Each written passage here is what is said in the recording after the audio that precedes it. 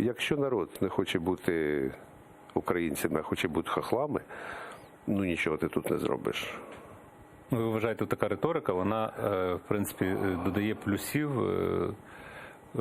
Порошенку? Да мені плювати, чи додає плюсів, чи ні. Я ж просто, у нас розмова двох джентльменів. Ну, да. Хотілося б бути. Я ж не агітатор. Ну, так, Я просто продовжую цю думку, що ну тоді може нафіг і нічого не треба, і не треба цієї країни, і не треба нам бути українцями, давайте будемо хохлами. Ну, ми тоді зникнемо як народ, і може частково ми зникнемо фізично. А і асиміляція, і все таке інше.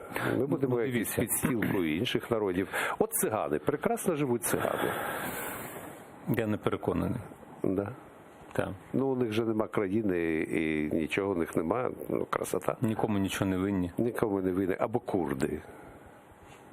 Теж без країни вони, ну, загалом курди, якщо ти був в Тбілісі, вони вулиці підмітають.